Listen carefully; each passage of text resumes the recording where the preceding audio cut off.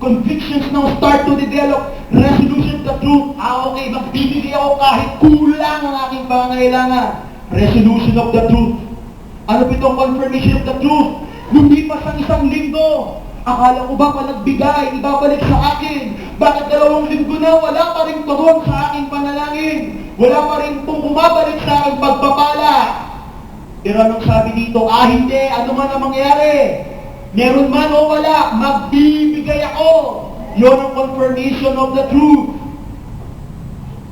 Then, yung unang-una, our perception of truth will be tested. Yung isang litong wala pa rin dumarating. Pero hindi. Alam mo katotohanan, sabi ng Panginoon, kung magbibigay ka, hindi lang po ang buo ng pagpapala, kundi bagyo ng pagpapala. Super bagyo ng pagpapala. Confirmation of the truth. Affirmation of the truth. If we will continually obey what the Lord is saying to us, that the first fruit belongs not to you, but to God. If you will take the first fruit, you are robbing God. That is continued obedience. Binigay mo ang pagpapala. In-apply mo. Ito pong katotohanan na ito. You carry out the truth. You give in despite of lacking in your needs back at home. You start to assimilate. Pagdating ng sweldo mo, automatic, tanggal ang para sa Panginoon. Bakit? Parte na siya ng iyong sistema. When that happens, it will cause, ito po yung sa akin, transformation of the truth.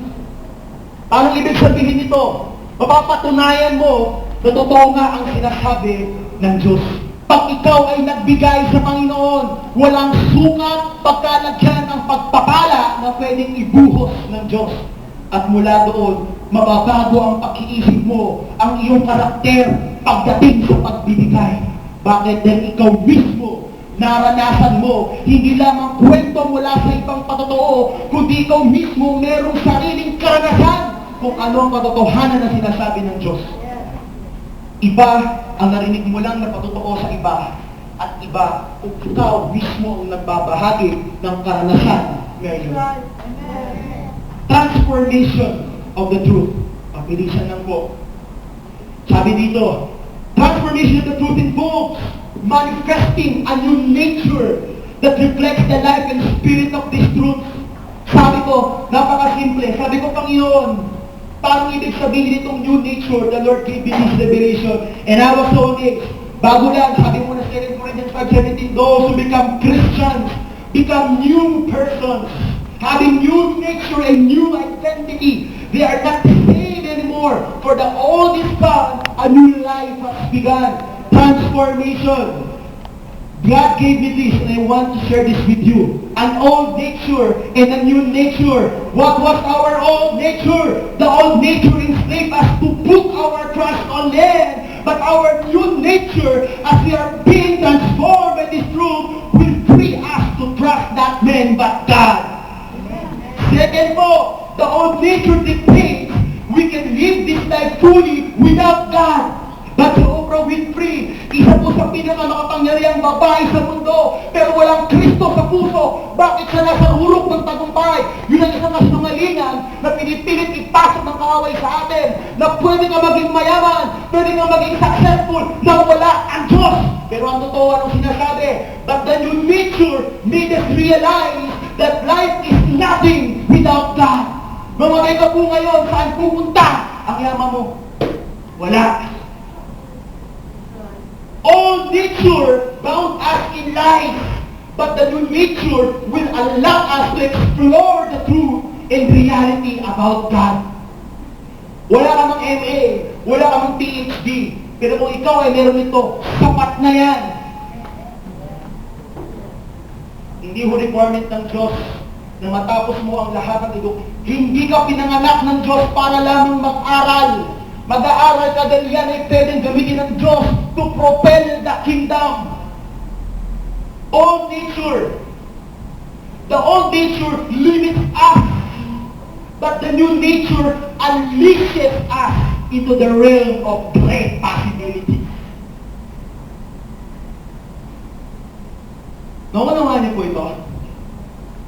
Our old nature will limit us, but the new nature will unleash us into the realm of great possibilities. How do you see yourself 5 years from now? Huwag muna yung personal. How do we see Awake 5 years from now? I see Awake having our anniversary in Araneta Coliseum. I see Awake holding countless crusades. I see Awake one day, we will go back into this place just to reminisce the goodness of God, because once in Awake history, this place became our nest ground when we are starting. But right now, we own one of the biggest property in Quezon City or in San Juan, holding hundreds. Bro, you will be one of the great teachers, and you will lead your student here in Awake. Teacher po yan, lisensyado po yan. Hindi kayo aware. You have this possibility. The Lord will unlock every doors of opportunity so that whatever stands we have right now can be used by God to attract people. Not towards us, but towards God. Okay. Almost done po. To live a life that is transformed by truth ought not to live in obedience alone, but to live a life that trusts God's Word.